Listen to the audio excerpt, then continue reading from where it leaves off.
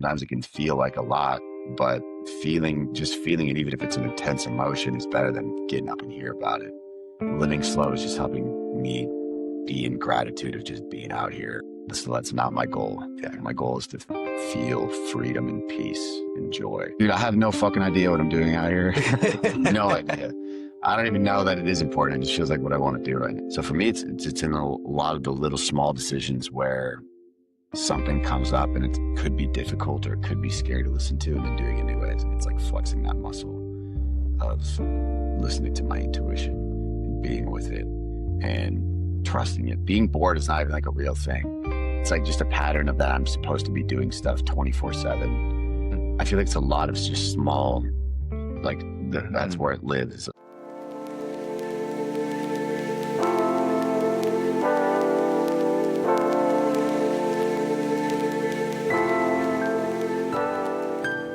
Welcome to The Ambiguous Truth. I'm your host, Anthony Mistretta. So today we're going to be talking with Drew Tacher. Drew and I met a couple of years ago. We really only crossed paths once when I was in Denver, but we really hit it off, stayed connected on social media, and had a few phone calls over the next couple of years. And eventually I made the trip down to Austin to visit him. Drew's been focusing a lot on some creative efforts, letting his body heal, and really just letting things come to him naturally at this point. Really excited to dive into the conversation today. Thanks for tuning in. And with that, here's the episode. Drew, welcome. Thanks, man. Thanks for being here. Thanks. Nice shirt. Yeah. Nice shorts too. Appreciate it, bro. Yeah, this wasn't planned at all. Cool. Well, we brought up the matching fits, so I feel like we should talk first about Love People. Sure. So this is a brand you started a couple years ago, doing a little bit of a resurgence now. Yeah. Kind of walk me through that timeline and kind of what the whole purpose is. So my older brother Jake had this vision for Love People where he first put Love People on just this black shirt and would go out to things like emo. Have you heard of emo night before? I don't think so. They're like a traveling, well, they do them all over the country, Oh. but they rent out venues at night and it's like a big party, but they play like old pop punk music. So he'd wear it out to those and things like that and get into conversations. I think he had the period on back then too, which is Love People, period, because it's unconditional loves. No ifs, ands, or buts, period. So I don't even remember the first time I talked to him about it, but we started talking about it and he wanted to bring it to life. I've been in fashion before and I modeled, and so I helped him bring it to life. I ended up really taking over the whole project, did it for about a year, 3 years ago, and then was on a silent retreat in February and had it come through that I wanted to start it again and talk to Jake. And Jake was going to get involved again. His wife has some health issues, so he's been really tied up. My best friend Micah has gotten super involved. It's been super helpful. And so now we've got new clothes. It's 100% cotton. I like the designs a lot more. I like the clothing a lot more. We've got a bunch more kinds now. And the whole goal is just to spread unconditional love. Now on the back of this one, it says, "You are the message." You might have to go down on your knees. Skirt. Yeah, there. Perfect. So you are the message, because the whole idea is you wear the clothing, you get into conversations, you're talking to people. You know, we already have people wearing the clothing going around texting me about stories they have of like conversations they're getting into. People that are like, "I love that shirt." And that's the whole point. Yeah, I got one. I was walking around Ocean Beach a couple weeks ago, and there's a lady selling some merch and like jewelry at her booth, and she just turned to me and she's like, "We need more of that." It's like, so it's nice to see a reminder. Nice. Hell yeah. Have you had anyone come up to you and say something that was like really impactful? Man, I mean, we had someone last time propose wearing one of our hats, which was cool. I was like, dude, that's nuts. Really? Yeah, it's just a word where they're proposing. That was really cool. Micah had a crazy story. Honestly, like for me, it's been less. It's like the stories I've heard from others and I don't remember it all. Micah had a really cool story when he was in Italy, meeting these people who lived like really close here in Dallas. So I don't remember all the crazy stories because everybody else's, and I just repost them and stuff like that. But it's just awesome hearing how everybody just gets called out because everybody sees this and wants to say something about it. Yeah. Yeah. I love that. So I want to hear a little bit more about kind of what you're doing now in terms of your creative outlets. Because we were talking yesterday about like, what are you up to? And you said first thing was healing. You got some bad things that you're working on. But everything else is just like an outlet, some way of like expression. So why do you feel like that's important now? Dude, I have no fucking idea what I'm doing out here. I don't even know that it is important. It just feels like what I want to do right now. So Love People is definitely, and expression. There's a lot of stuff I have to do for it specifically too that is not super expressive. It's a lot of little tiny things that Yeah. are, The Shopify bullshit. yeah, it can be annoying, email, SEO, blah, blah, blah. But creating the garments themselves and then getting them in people's hands is very fun. I like it a lot. And then I also produce music, which is a lot of fun. I've always loved music and connect deeply with it, the vibrations, like emotion that goes into it. I grew up listening to mostly rock and metal. There's a ton of emotion in that music. And even all of the music I listen to now, tons of different genres, it needed to be like, it needed to be emotive. It needs to pull stuff out of me. I don't like pop music. It's boring and shitty to me because there's no emotion in it. It's all the same shit. And so I just don't enjoy it very much. So I've been producing music for a couple of years now. I've got some songs I'd like to do vocals over real soon and then start releasing probably later in the year. And that's been very fun. I get to pour myself and my emotion of whatever's going on with me into it. For that creating and the art behind it, there's a lot that goes into producing. There's a lot of technicality. You have to learn software. So the learning curve, like the learning piece of it is actually very fun too, because I really enjoy learning new things, even if it's hard. You get to geek out about it, you know? For sure. So I've been creating a lot of music. I went to audio engineering school for a year online and learned how to mix and master. And so that's taking a song and mixing it to make it sound good in your ears. So like stuff isn't on top of each other.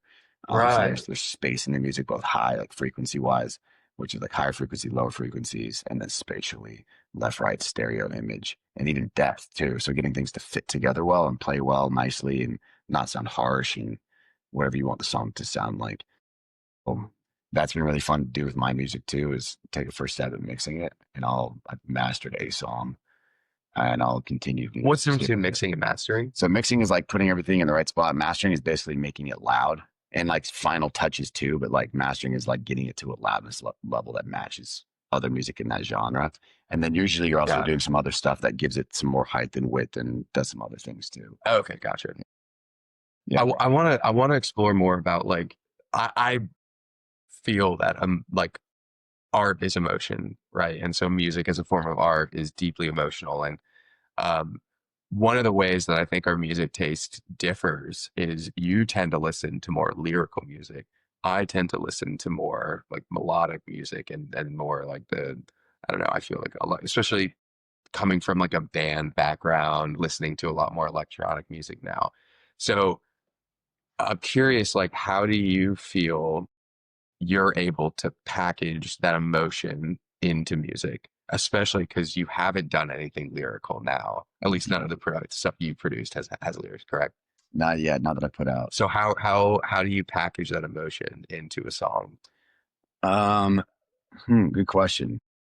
To me, I'm not even necessarily always trying to, well, yeah, I've had some songs I've started and I want an emotion, but to be honest, like when I just hear something, I can like hear where the song is supposed to go. I just sit and listen and I can just hear what's supposed to come out.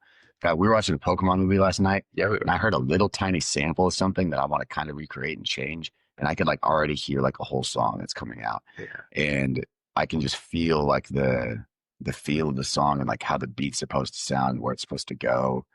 I can just like, it just comes to you, you know? So it's not like I'm trying to do a thing. I also don't know music theory that well. I know it okay. I know scales. I can play the piano a little bit. I was in band when I was younger and I was a percussionist, but I don't know music theory a ton. So I'm just like listening and hearing for it instead of, you know, being like, okay, now I'm going to go up to the seventh and that's going to make this happen. I'm just hearing it and playing it and then I get to write it on my computer upstairs. So for me, I'm just taking it and hearing what I want to hear. Even like I'll do that sometimes when I'm listening to other songs and I'm hearing it and I'm like, oh, he should have done this here and, you know, should have blah, blah, blah. But for me, I'm like, I would have liked to hear this instead. This would have made it more, I don't know, whatever for me. And so, you know, I do that with my own music too. It just comes. I think a lot of artists work in that way too, where it's just, this is how I want it to sound. I think this would sound the best. So I'm going to do it this way. And it feels this way. Yeah, and I think there's a lot of like whether it's visual or musical artists or anything, there's like this gratification that stems from having the concept up here and then finally getting it to a point where you can like showcase that for others. Because I really feel like that's kind of the beauty of like any sort of artistic creation is like having something conceptualized and then bringing it to life, and then other people seeing like, oh, and it's cool because then they get a glimpse into you and how you think and what's happening up in your head and what's the brain of Drew doing. Yeah. So you asked me a question last night um, about emotion and like what am I don't remember when we were at barbecue. I forget exactly Yeah. what the question was. How do you feel your intuition? How do you listen to it? How does it speak to you? Like, because Yes. you wanted to get more in touch with your intuition. Yes. I want to talk a little bit about like that feeling. And it's something that I'm really working hard to it's come up a lot this weekend in Austin. It's just like um the importance of feeling, period. And so I'm curious, like, have you always been an individual who's been able to feel deeply and move through life in an emotional state, or is that taken practice? It's taken a lot of practice for me. I would say I'm very sensitive, not in like a you have to walk on eggshells around me sensitive, but like I just feel everything. I can feel a lot of stuff, and I always was as a kid too. Mm, Very sensitive to emotion and energy and how I'm just feeling too. And most of my life, I think like a lot of us, I've just been stuck in my head, spinning it here. Like you were saying, like, oh, this is really powerful. I should use this. I'm smarter, like even than most humans. I should be using this. Which to me is all bullshit because we're really not that fucking smart. We're like, we think we're so goddamn smart from here and figure this stuff out. And I just don't think we're like that smart. We need to chill out. Especially my head like gets caught up on shit all the time. I'm like, dude, you're kind of fucking stupid sometimes. yeah. Like, for sure. Yeah. And that's not like degrading or anything. It's just it's like an honesty. This is not like my superpower. This is just something that helps me process stuff. Most of my life, I have not felt super deeply. When I felt stuff, I've wanted to fix it or explain it away or do something about it or not feel it fully. Mm, And it hurts. And I want to get in here about it and think about it or put it in a corner or whatever, like a lot of us do. I'm afraid of what will happen if I feel these things, if I listen to my heart, if I listen to my intuition. Or the way I grew up, anything that was like from me or inside me was basically bad. So I shouldn't be listening to my own intuition. I shouldn't be listening to mm, my gut myself. I should be listening to God and my fucking leaders at my church. So I had to rewire that as well, which I'm kind of still doing, but it's a different journey now. I don't like see it as bad anymore. I'm just sometimes afraid to listen to it. Like, oh, that's scary. Like, can I trust? yeah. So how I feel now, my intuition is purely feeling like I'm really not doing anything in here. I will try to get involved and I just let it go. And it takes stillness and silence. And I just sit and feel what is there to be felt. And without even trying to name it or have language for it, to be like, this is what this is. It's from my childhood when I was 4 and blah, blah, blah. Right. I'm just feeling.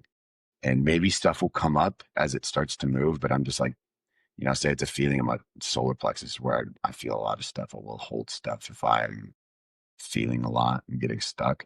Say it's in there, I'm just watching it, feeling it, not letting my head get involved, taking as much time as I need to just be with it. I'm not trying to do anything to it. I'm just watching it and feeling it. Just what's up? Here we are. Which is really not all that bad. Sometimes it can feel like a lot, but just feeling it, even if it's an intense emotion, is better than getting up and hear about it and then let it move.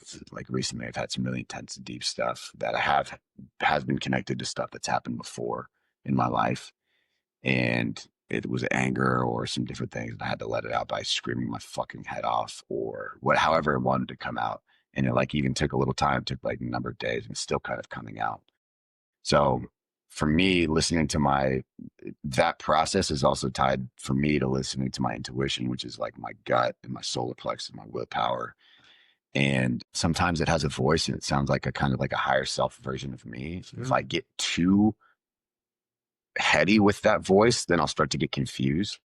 So I don't try to necessarily listen or ask that voice. It'll just come up when it comes because otherwise I'll be like too heady. I'm like, is this me? What's going on? What the fuck? And then I'm spinning a bit. So I'm really trying to just sit with whatever feelings are there, not need to do anything about them, just be with them, be present with them and see how they move. And that's been helping a lot because I'm really not trying to, like you were saying last night, I'm really not trying to use this much outside of like some processing and some day to day stuff. I'm really trying to live in my body, in my heart. Living in here sucks. and it's tough because I think you went to a good university, and like you're getting into, you know, a good school. You're like, you have that feeling like, yes, I'm smart. I did it. I made it to a, you know, a reputable institution. And then at university, you're taught to, you know, think and use your brain and stuff. I feel like there's been a shift where I've sort of caught myself over the past couple of years listening to that, you know, that background and that conditioning, and trying to like really think and logic through things. But then I catch myself when I'm doing that, this feels wrong, right? And I'm trying to make a shift in my life to listen to that heart a bit more. Can you think of any examples where you really trusted that heart, and like looking back you're like, wow, I'm so glad like that was the choice that I made, and like I trusted my intuition, trusted my emotion. And can you share a couple of times where like that's really stuck out as like, yeah, I'm proud of myself for doing that? I mean, moving here to Austin, I don't have any like massive examples. Mhm. I feel like it's a lot of just small, like that's Mhm. where it lives in the small little like, and, you know, I don't have these like big massive decisions I've had to make, or what feels like at least. It's just in the small ways in my life and every day in my like relationship with my partner, or in decisions I have to make about what I'm going to do that day, or for a job or something that's aligned or not. Moving to Austin felt that way though, where I got down here and I was going to move back to Denver. And then I just kind of felt like I'm supposed to be here. And just this feeling, it feels good. I don't even really have an explanation for it or like a pros cons list. I'm just like, I think I'm supposed to be here. And I was supposed to move back to Denver with Mike. And I called Mike. I was like, hey, do you want to come down here? It just rips, and I think I'm supposed to be here. Oh, and I love being here so far. It was absolutely been a fantastic decision. I can never say right or wrong or what's back. Who knows what other path I would have Sure. went somewhere else. But I've loved this one as well.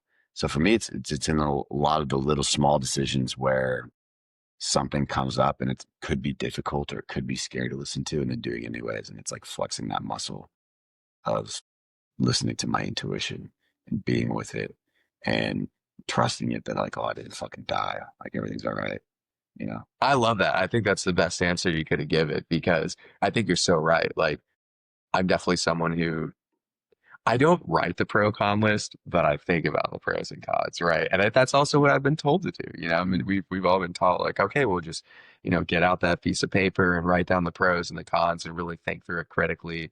And I think we also want to have like big signs, like this is what you should do, like go do that. But in reality, like it's life is about those little decisions. It's all about like the aggregation of the small things that turn into something bigger. So on that note, on like small things, Mike and I talked a little bit about gratitude. I think that's been a big theme in my life. You also do the uh yumming your Mm-hmm. food, right? Yumming your food.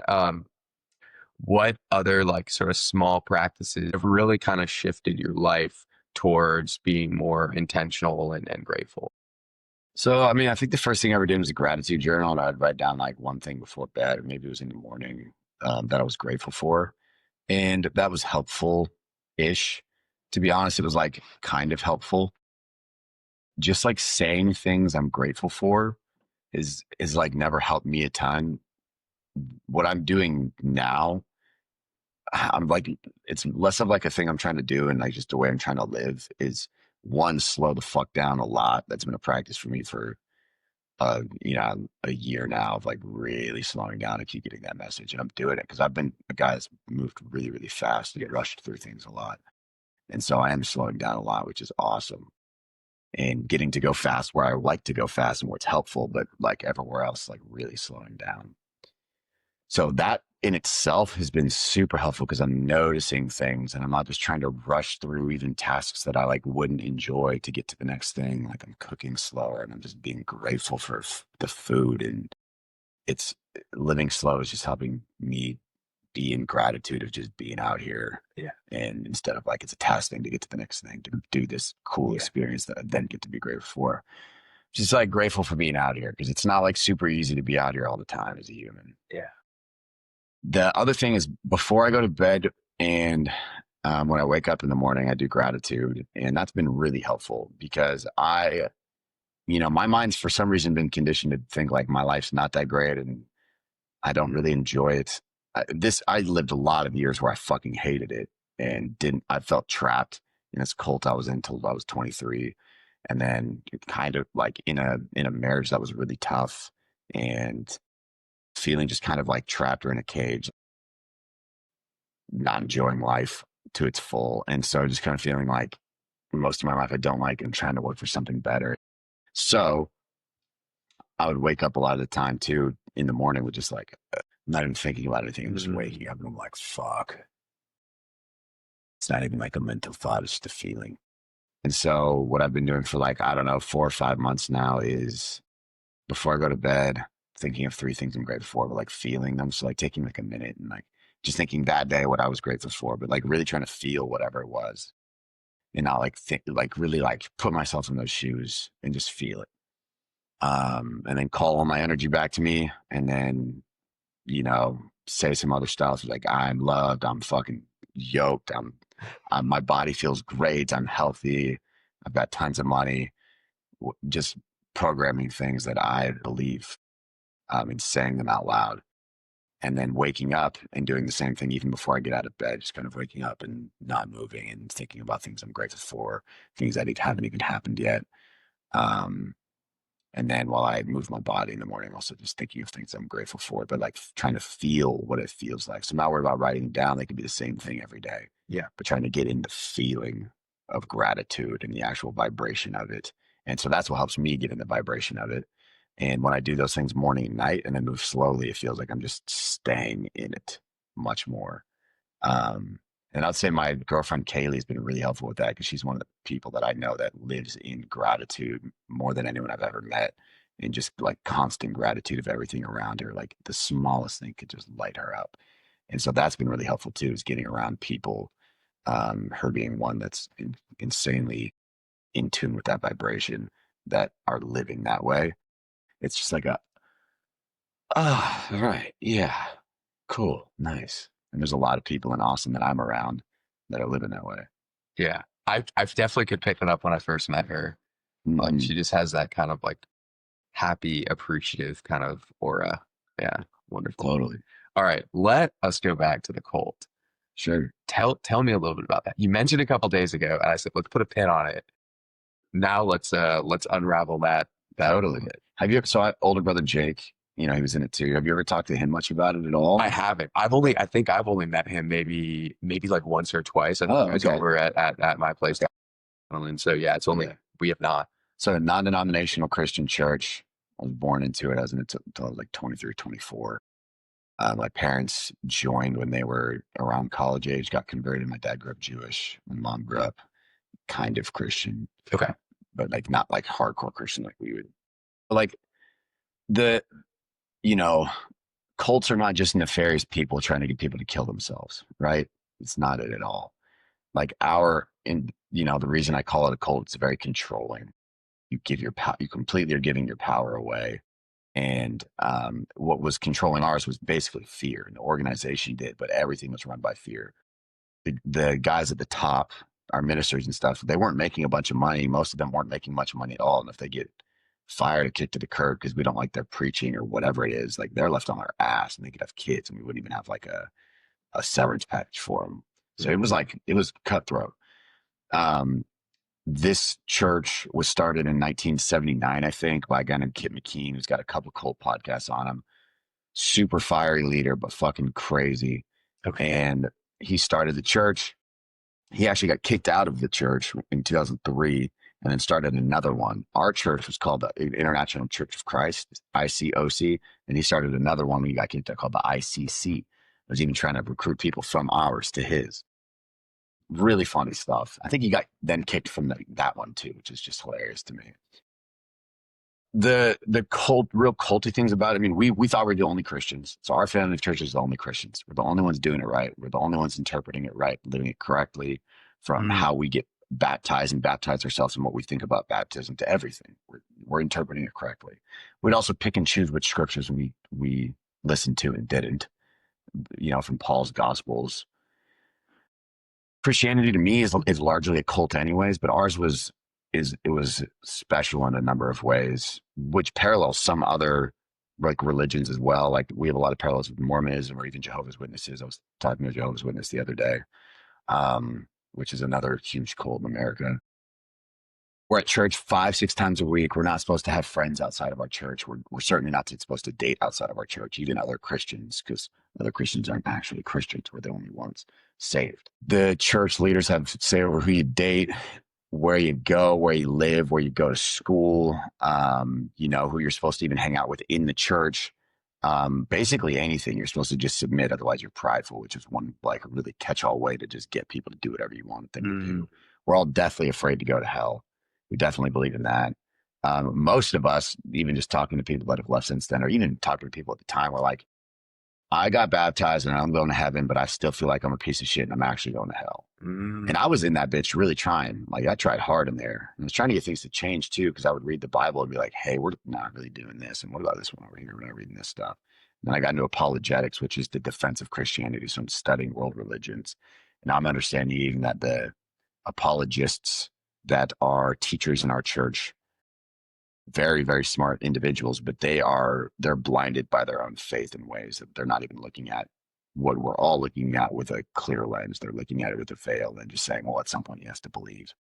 So even when I got deeper into archaeology and the canonization of the Bible and just the history of Christianity in general, I was like, what the fuck?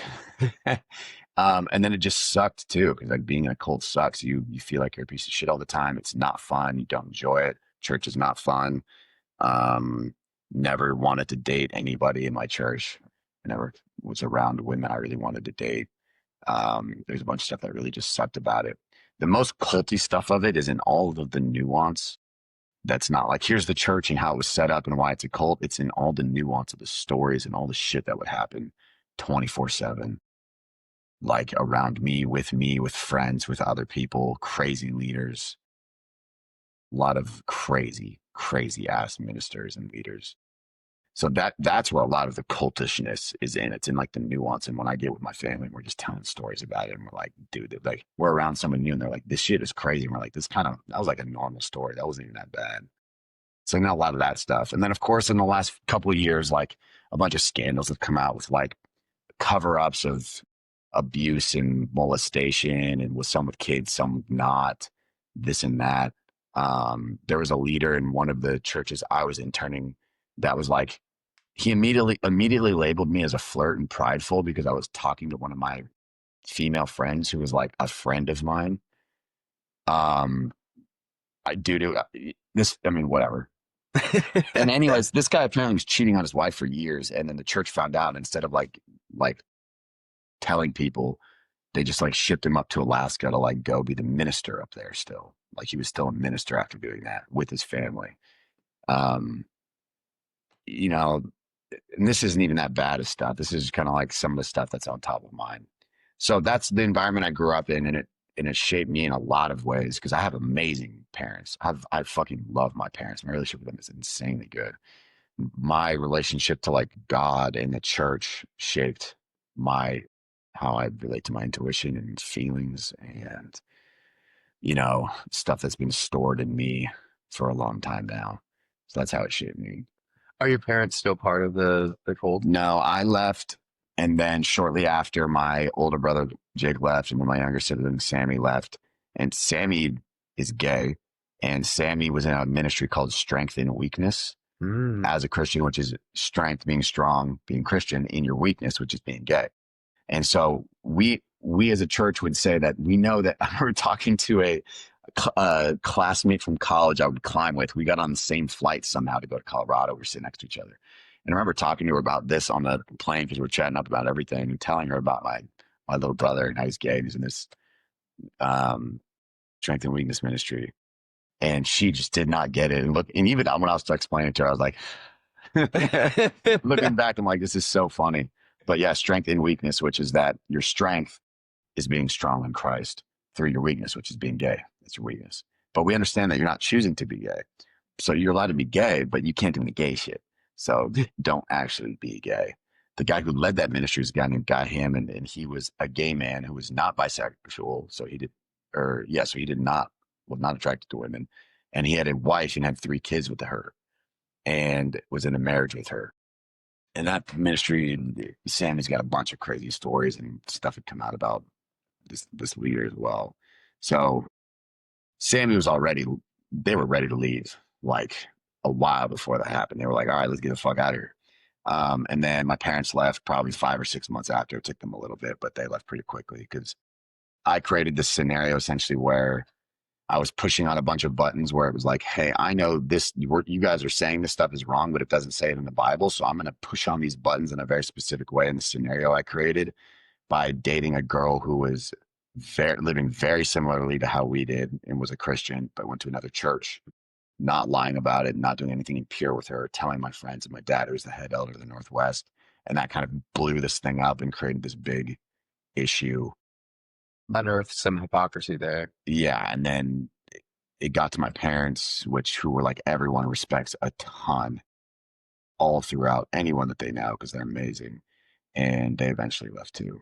Yeah. Also growing up in a, strong religious household, it's easy to like find yourself pulling away from religion, but specifically pulling away from like God. And I think it's interesting to say the least, coming to a place like Austin where I've met a lot of people who go to church and, but even the ones who aren't like, wouldn't consider themselves Christian, I think there's a lot of discussion of God, the source, this higher power. I want to hear kind of how you would describe your understanding of God today, but also like given your background, how has that vision really evolved through the years? Well, I used to think God was, God the Father, Christianity, God. And, he made me to be a human because he needed something to love and wanted to love us and to receive love from us. And so created us. And then we're here and like, we got to not fuck up so we don't go to hell. And like benevolently, he sent Jesus down because he made us a bunch of pieces of shit. So he's got to send Jesus down for us because we suck. So thank God for that. Made us pieces of shit. It's going to send us to hell. Decided not to. That's not even like, hell's not even like a Jewish thing. Like it's like a later Christian thing. It's the whole thing is backwards. It doesn't make any sense. So that was my relationship with God, an eternal, omnipotent being in the sky who created everything. And I'm supposed to have a relationship and love him for some reason. And he's going to decide if I go to hell or not. I need to kind of be baptized and believe in Jesus, but then also don't continue fucking up. It was a little confusing, to be honest, especially the way we preached it. So that was my relationship to God. I'm separate. He's up there. I pray to him, ask him for stuff. And my relationship with God felt shitty because felt like I was doing everything in my cult and in my church to do it right. And I kept just feeling like I was getting shafted over and over by God. And I'm like, why the fuck do you hate me? I'm doing all the stuff better than all these other people and they're getting rewarded and I'm not. What the fuck is going on? Not even that like I'm better than it's like I'm like sacrificing what I really want to do and be doing and like laying my life down for this thing, this cause, this church, this religion for you, felt like. And he's just like, nah, fuck you, Drew. And so like I still have some of that story to me. I've been unearthing it recently of like, dude, fuck you, God. Like I had a lot of that energy back then that I didn't get to express because it was just in there, but I wasn't letting it out, So that's not how I view God now or experience God in life. Like God, God, everything. Everything is God. It's all energy. Like I don't even think this is like real. It's like real and it's not. Which is like a holographic projection, and I'm like getting to feel this. But like this stuff's there's as much space between the atoms in my skin cells as there are between galaxies. Like the stuff is going as big in both directions. It's fucking nuts. Everything is God experiencing itself and expressing itself in a different way. So we're like doing the human thing right now. We're souls and we're split offs and we'll roll back up into something, some other consciousness at some point, whatever. But we're doing the human thing now. So we're humans right now.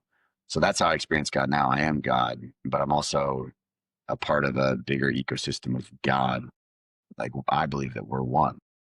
we're the same thing, but we're having this different experience because we're God, so we can kind of do anything. It's crazy. So we get to make these separate experiences coming down into these bodies and express ourselves in infinite different unique ways. So I've completely just I've dropped what I was born into, the belief I was born into. It's this little box of what life is and what you should be doing. And there's now infinite possibility and infinite paths. And I'm here now doing this one. Yeah. I love that. I love that. Thank you for sharing. You mentioned a little bit about expression. So I want to hear kind of, I asked Micah the same question. I thought it was a good one, but like, what is your concept of identity? And then how do you feel like you're able to sort of explore and express that? It's funny. We live in this like dualistic world, in being here, like time is fake. You hear the people saying all the time. And we also experience time. We're here, like our bodies age. We can, and we have this concept of time where we can say, hey, we're going to start this podcast and not at 8:30 and we're going to done at 9:30. We can use it as well. And with identity, it's like the same thing. Cause like, you ask me who I am and I'm like, dude, I could think about an answer or whatever. I'm Drew. I'm 32. I live in Austin. Yeah. And like, okay, I can put it in a little box. I don't really care that much, whatever. We all just are, and we all are God, and we get to play these little parts. My name's Drew. My parents gave me that name. I like it. It's cool. I don't really know how else to, I care so little. I don't even want to when people ask me what I'm doing or how I'm spending my time, I'm like, I don't even know, dude. I kind of have an answer. I'm not that tied to, I'm really just not very tied to identity at all about how I view myself or what other people view me as or say about me. I don't really spend any time thinking about it.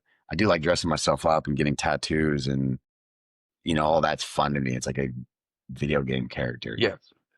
But I don't feel very tied to it at all. I'm really just focused on trying to experience joy and love out here. Yeah.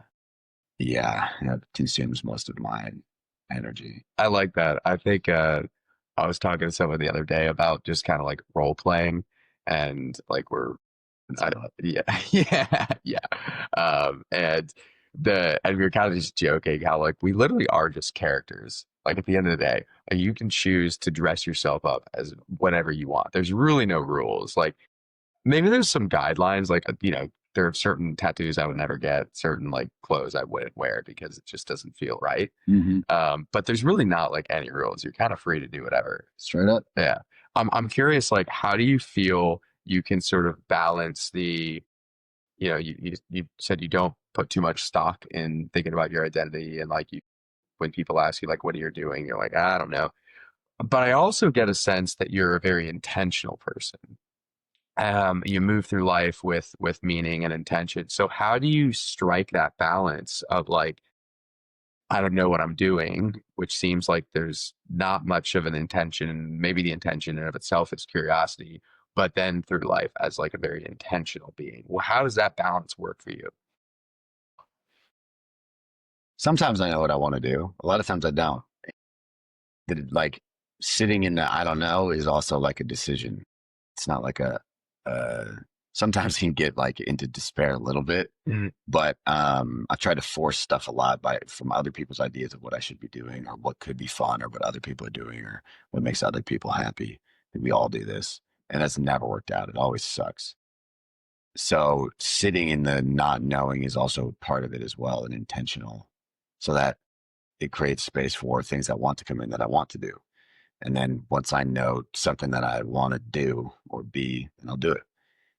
And even if I don't know like a ton of what I want to do, like right now, I want to heal my body because I want to play soccer and I want to slow down and I don't want to force anything. And so sometimes it's a lot of sitting around, staring at the trees, going on walks, not a lot of work, like swimming, playing sports, hanging out with friends, basically just trying to do stuff that sounds fun and live joyously. And when the rest comes, it'll come. So not creating space for it is really important, not filling it up with a bunch of shit just because I feel like I should be doing something. I'm afraid of boredom, which I've done plenty in my life. Not knowing is great too. I don't know. I also have this thing where like I go to talk to people and I'm like curious about what they do and like tell me. And honestly, dude, lately I feel like when I'm talking, meeting people, I just don't even care. I don't want to know about them. I don't know, want to know about what they're doing. Like then something comes up I'm actually interested in. I'm like, oh, okay, cool. Let's talk about that or just do something. But I'm like more than ever lately. I'm like, don't ask me what I'm doing or what I do. I don't know what it is, man. I'm just so sick of chatting with people about what they do and what they do for work and this Dude, and that. And I feel that. I just, I don't even have an answer, bro. um, people like, are over for this pool party the other night and they're like asking me all that. It's like, this is your main thing. I'm like, I forget I even do this, bro. Yeah. This is a clothing brand. We started, I don't know. It's just, it's, uh, it's just, some of the stuff is so off my radar right now. I'm really spending time just following what is joyous in me. Dude, I that resonates so strongly with me because I went through like I feel like I've gone through quite a few career crises in not that many years. And every time someone would ask me like, "Oh, what do you do for work?" I'm like, "Can we just not?" Like, can you ask any other question? Like, what do I? And then when people started asking me what I do, and I knew they were asking about work, I'd be like, "Oh, well, I really like snowboarding," or really like. And they're like, "No, I meant for work." I'm like, "I know, but we're not going there." I know you're asking, but I'm not about to take it that direction. Yeah, exactly. Snowboarding's work. It's hard work sometimes, True. Yeah. especially when you're learning. There you go. Yeah, exactly. I love that. I mean, I think there's a like a just like moving through life and just getting back to like childlike play, Mhm. appreciating just like all the I don't know. I mean, there's so much like innocence in children and so much joy that they can get from just like one ball. Like you talked about something about you mentioned like being afraid of boredom. Someone back in Atlanta, whenever she would like get bored and express frustration of her boredom, especially with like a mother, she'd be like, "Oh, I'm bored." Her mom would be like, "Good, sit with it." Mhm. And I think that's like in a way that's kind of a lost art of like being appreciating like being bored. And really it all comes down to gratitude, right? Like if you're in a moment where you're not doing anything, like be grateful that you had that moment because there's a lot of worse things you could be doing with than just like sitting and appreciating. For me, yeah, it just felt like it's like being bored is not even like a real thing. It's like just a pattern of that I'm supposed to be doing stuff 24/7. Because when I was like really young, like I would never think about being like bored. I would come up with anything to do. You know what I'm saying? If Mhm. I wanted to do something, like when I would take a crap when I was younger, I'd read the back of stuff. Like I think a bunch of people would do that. I would just read bottles and I'd be chilling. Yeah. I'm not thinking like I'm bored. You come up with ways to have fun and play or do whatever and be. But I mean, our culture is fucking us up in so many ways. And the constant stimulation of the idea like that we're supposed to be doing stuff and not be bored, just that even that idea is definitely a way that it's fucked me up. Dude, 100%. I hate like I kind of hate the concept of productivity. Like there's a podcast. I love the podcast. Absolutely love it. But there's one thing that was like that they're very like savvy business guys and they um it's come up a couple times where they're talking about like oh man like there's 10 minutes that was wasted and I could have used it better here and they're just like they're always coming up with ways to like optimize their productivity and I fucking hate that because I feel like it's just based on the notion that like in order for you to be like creating value in this world. Well, in order for you to be happy in this world, then you must be creating value in this world. In order for you to be creating value, like you must be doing something that has some sort of like net gain as an outcome and something that's like measurable, like sending emails or, working on, creating the concept for the next show or the next podcast, whatever. And I hate the term like productivity is such a sour taste in my mouth because I feel like it just takes away from like the experience. And you mentioned it with like checking off boxes and like, cooking more slowly and like not thinking about I need to do X so then I can get to Y and so then I can get to Z. And once I get to Z, then I will be happy. Then I'll, feel like I've reached it. I've definitely had a lot of experience with milestone chasing and just being led down a path of like, if I achieve this, I'll then be happy or feel fulfilled. And then you achieve it and you're like, well, now like I realize like maybe it's in not the chase, but like it's in the experience. Mhm. Yeah. Yeah, I feel that. Have you found yourself ever like milestone chasing? I've never been a big goal setter or milestone guy in general. Mm, I definitely just chase stuff out of fear of like something bad happening, like making money because I don't want to be poor. I don't want to be stuck. I want to be free. mm, Um, Instead of like, I want money to do these awesome things. It's like, I don't want to be poor. I don't want to be trapped. right. So that's been, for me, that's been it more than anything. At the end of the day, what's my goal? And, some people really like working a ton and making a bunch of money and working on business and blah, blah, blah. Some people really enjoy that shit or they enjoy it for a time. Right now, I don't. So that's not my goal. Yeah. My goal is to feel freedom and peace and joy. And so, you know, I would still love a shit ton of money and I don't need it either, to do those things. I don't need much at all, you know? Yeah. Yeah. Yeah. I think that's a great note to leave on. Heck yeah. Dude, Drew, thank you so much. I really Yeah. appreciate the time. Thanks for coming down to Austin, bro. I really appreciate the hosting. Yeah. Yeah. Even aside from the podcast, dude. Of course, This has bro. been amazing. Beautiful pool, beautiful place, Beautiful clothes. beautiful clothes, beautiful people. Yeah. I've really been just taken aback by all the people that you bring into your life out here. Like you've created such an amazing little community. There's a lot of good people out here. Yeah. And it was so cool. Like at the pool party, well, if you had to estimate what percentage of people that were there did you know? Like only half. Yeah. I'd say half of them I met for the first time, maybe more than half. Yeah. Yeah. Yeah. That's pretty wild. And they were all great, Yeah, absolutely. which speaks very highly of like you and Micah and like you as an individual. Like, because if you're bringing those people into your life, it's not by, pure luck that 50% of the people you didn't know happen to be amazing. For sure. It's not luck. Yeah. So, I'm very grateful for the people out here. yeah. Yeah. Awesome. Thank you.